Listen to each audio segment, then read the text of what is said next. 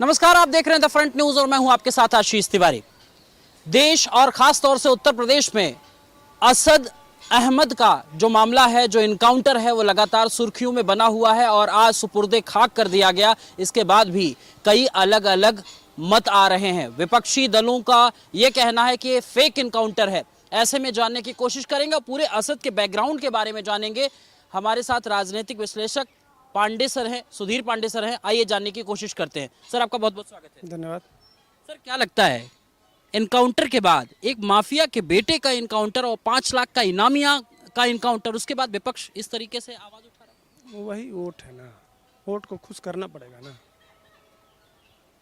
Vote को खुश नहीं करना होता तो एक बात बताइए कि ये कहते हैं कि आतंकवाद का धर्म नहीं होता, यही लोग कहते हैं ना, वो वैसी कहते हैं। और जितने मौलाना है पूछिए कि आतंकवाद का क्या धर्म होता है। आप ही ले जाके इस माइक को लेके चले जाइएगा और पूछिएगा आतंकवाद का क्या धर्म होता है, सब लोग कहेंगे नहीं, धर्म नहीं होता है। तो अपराध का धर्म आज कैसे हो गया? अपराधी है ना, 9 साल का था तब से बंदूक चलाता था। वीडियोज है, टीवी पे चला चुके हैं तमाम चैनल में, उसको सिखाया गया था। उसके जो हथियार मिल रहे हैं, जो वो पाकिस्तान से तार जुड़ रहे हैं, ISI भेजता है इसको। ये साधारण मामला नहीं है, ये अतीक और मुख्तार का व्यक्तिगत मामला नहीं है। यह वो 2047 में भारत को इस्लामिक राष्ट्र बनाना है, उसके कौन कौन से एजेंट हैं, कौन फ्रंट वॉरियर है और कौन स्लीपर सेल है, इसको समझना पड़ेगा।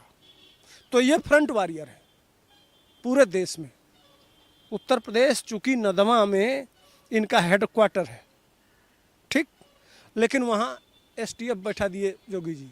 इनका जहाँ मूल गढ़ था, जहाँ से ये पनपते थे, वहीं नाकाबंद कर दिए।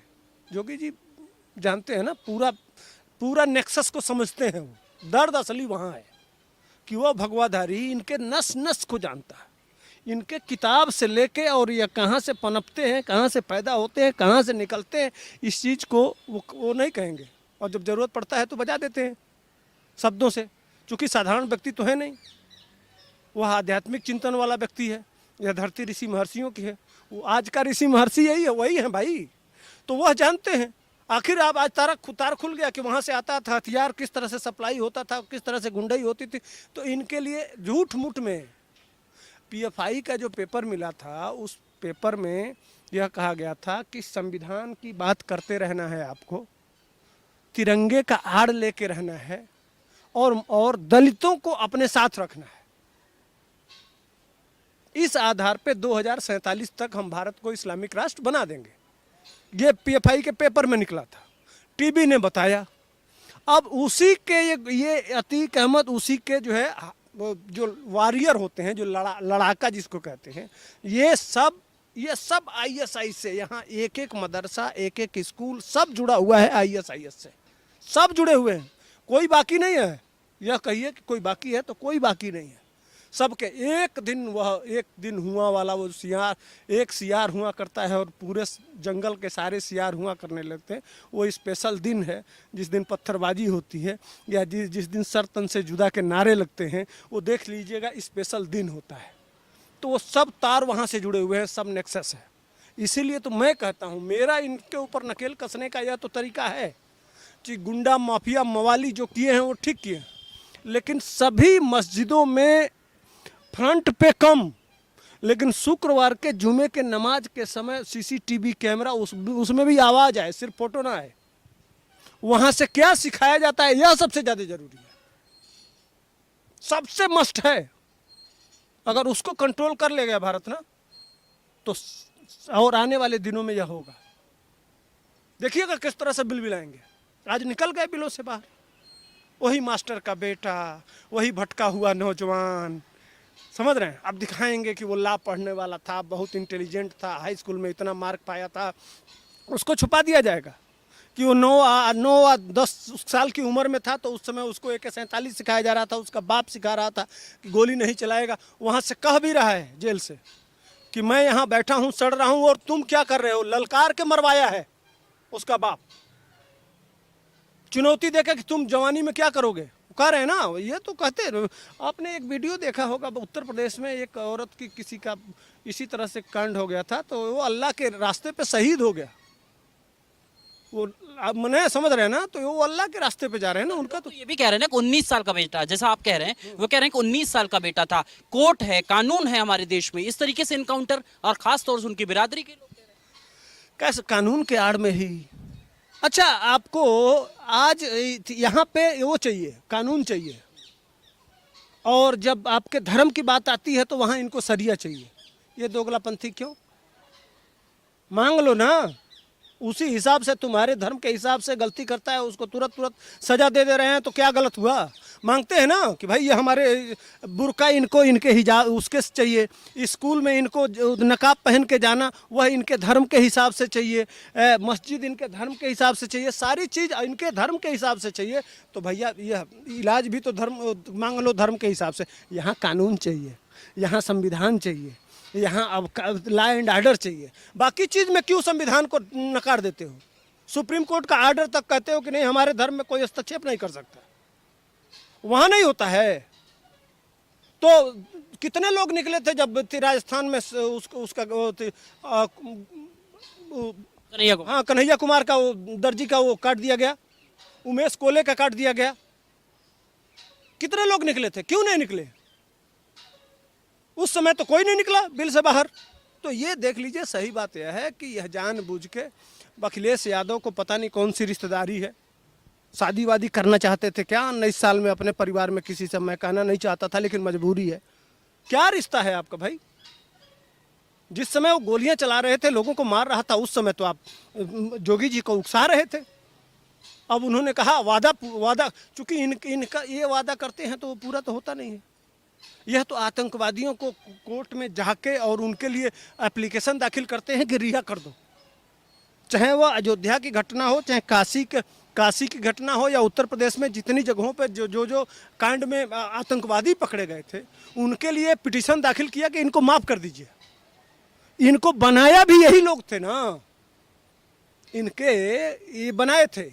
दरअसल यह जितने लिबरल तथा कथित लिबरल गैंग है, यही इनको ऑक्सीजन और खाद पानी देते हैं, नहीं तो यह कब के सुधर गए होते। और जिस तरह से मोदी जी और जोगी जी काम कर रहे हैं, यह कब के सीधे होकर लेट गए होते। लेकिन सिर्फ इनके वजह से ये सीधे नहीं हो रहे हैं, नहीं तो कोई घटना घटे ही नहीं इस देश में। लेकिन देखे ना ममता बनर्जी कहीं कि नहीं, वो रमजान के महीने में गलती कर ही नहीं सकते। आपने बयान सुना, प्रोवोक करी कि नहीं कर सकते, यानी कि तुमको छूट है। पीठ पीछे यह जानबूझ के उसी तरह से उंगली कर दी अखिलेश यादव विधानसभा में। और रिश्ता क्या कहलाता है समझ में नहीं आता है कि विधानसभा तुरंत शुरू होता है और उसी दिन घटना घट जाती है। ये नेक्सस तो नहीं था। अखिलेश यादव को पहले यह बताना चाहिए कि जिस दिन विधानसभा शुरू होता है उसके दूसरे दिन तड़ातड़ गोलियां चल जाती हैं, वो भी फिल्मी स्टाइल में। कहीं अखिलेश यादव का पीछे से संरक्षण तो नहीं था? यह मैं सवाल करता हूं, इसको जोगी जी को जांच करना चाहिए। और फिर जोगी जी से ही ये कह रहे हैं कि आप प्रशासन कैसा आपका काम कर रहा है, और जब काम कर रहे हैं तो उसके ऊपर इस तरीके की कार्रवाई। तो इनको अपना नहीं करना है, इनको तो गोद में बुला के मिठाई खिलाना है, उनको प्रश्रय देना है, उनसे पैसा वसूली करना है। नहीं तो लाखों करोड़ पैसा आएगा कहाँ से चुनाव के लिए? यही सब देते हैं ना, यही नेक्सस है। और इनको संरक्षण दिया जाता है इनके पीठ पीछे, यही वोट है। अभी भी नहीं मान रहा है, उसका बेटा मर गया है, उसकी पत्नी भागी फिर रही है, 2 बच्चे और बाल संरक्षण में है, लेकिन वो कह रहा है अभी गद्दी की ताकत देखे नहीं। अभी भी उसको उम्मीद है कि मैं बाहर निकल जाऊंगा। अरे बाबा हैं, दौड़ा दौड़ा के मारा है, कब्र तुम्हारी खोदी है, उत्तर प्रदेश पे बैठा भगवाधारी जोगी है। तुम लोगों को उस जो मिट्टी में कहते ना, ऐसा भगवाधारी है कि तुम लोगों की ईंट से ईंट बजा देगा, और जमीन में 7 फीट नहीं 70 फीट नीचे ले जाके ऊपर सीधे 72 हूर के पास पहुंचा देंगे। वो नहीं है, संत डरने वाले नहीं है कि तुम्हारे AK-47 AK-56 और तुम्हारी व्यवस्थाओं से डर जाएंगे। जोगी डरने वाले, वह तप के, जिस तरह से आग से तप के निकला जाता है।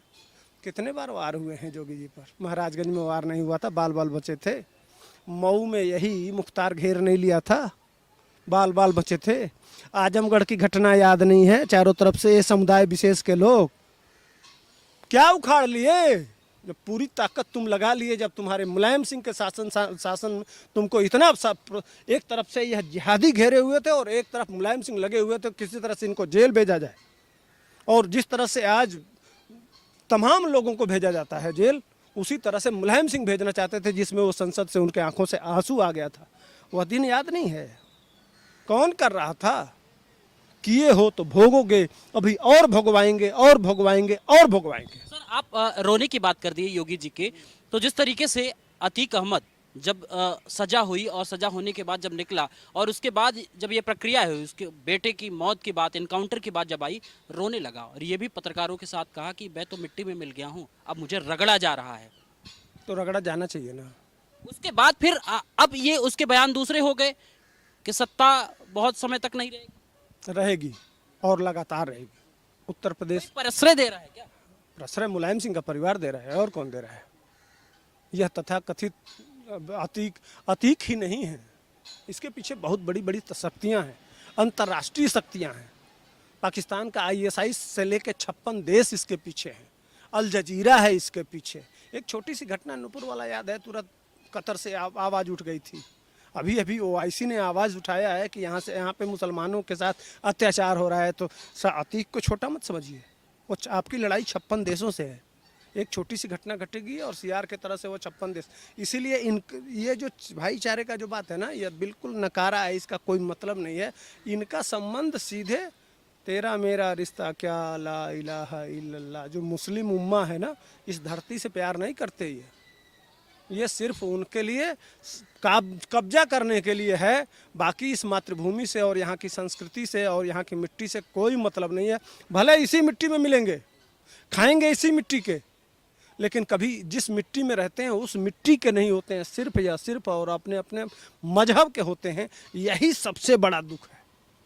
और इस तरह के अपराधियों को मिट्टी में मिलाने के सिवा दूसरा कोई इलाज नहीं है। इसलिए कि उत्तर प्रदेश ऑलरेडी इतना गंगा में पानी बह चुका है कि विकसित राज्य के रूप में स्थापित हो ही नहीं पाएगा अगर यही चलता रहा तो। नहीं तो कम उर्वरा भूमि नहीं है, रामकृष्ण की धरती है, गंगा जमुना बहती है। त्रिशूल पे बस शंकर के त्रिशूल पे बसा हुआ काशी है। 25 रुपए के पंचांग में आप ब्रह्मांड की गणना देख सकते हैं। जो करोड़ों रुपए की मशीन लगा के नासा नापता है तो उतना ही आता है। यह वह धरती है। यहाँ बाबा जी भी कहते हैं अगर मुसलमान तुमको रहना है यहाँ तो एक हाथ में कुरान लो और एक हाथ में लैपटॉप लो, पढ़ो, डॉक्टर, इंजीनियर और बड़े बड़े अधिकारी बनो, हम तुम्हारे साथ रहेंगे। लेकिन 47 और 56 उठाओगे तो उत्तर प्रदेश से बाहर रहो, नहीं तो जमीन में गाड़ देंगे, नहीं तो तुम्हारी जगह जेल है। और जो कहे थे वो करके दिखाएंगे, तभी 30 लाख करोड़ रुपए का इन्वेस्टमेंट उत्तर प्रदेश में आ रहा है। आज हर जिले में मेडिकल कॉलेज बन रहा है और हर गांव को पानी दिया जा रहा है। हर गांव में अभी जिम खाना खुलेगा, जिम लगाया जाएगा। तो उत्तर प्रदेश को किसी शहर से हर गांव यह देखेगा कि वह किसी शहर में न, इसीलिए पलायन नहीं होता है।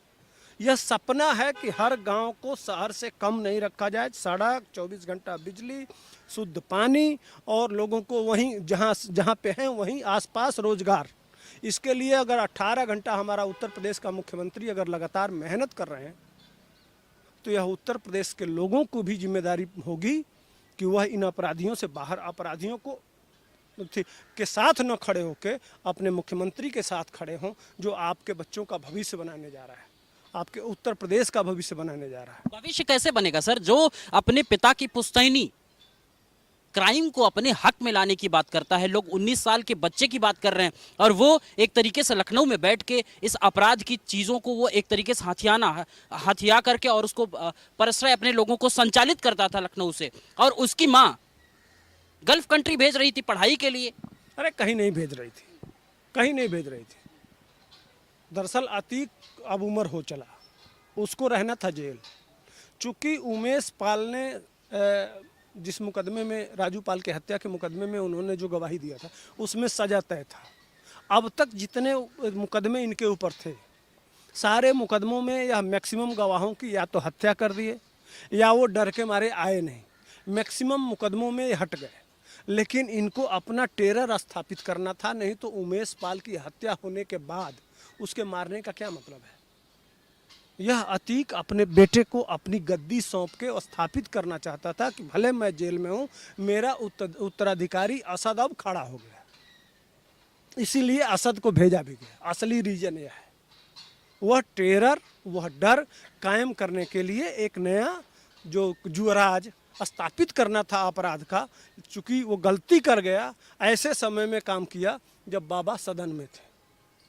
और वृथा न जाए देव ऋषि बाणी, ऋषि और देवता के मुंह से निकली हुई बात कभी झूठी नहीं होती है।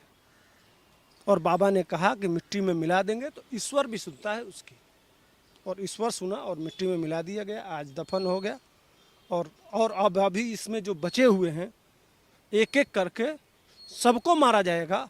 उत्तर प्रदेश अपराध मुक्त किया जाएगा। उत्तर प्रदेश ही नहीं बल्कि बाकी राज्यों को भी उत्तर प्रदेश से सीखना चाहिए कि किस तरह से लॉ एंड ऑर्डर मेंटेन करके। पश्चिमी उत्तर प्रदेश में आप रात को चल नहीं सकते थे, आपको कहीं रुकना हो तो 20 बार सोचे जाते थे। मैं भी एक बार हमारे मित्र के साथ मुझे जाना था पश्चिमी उत्तर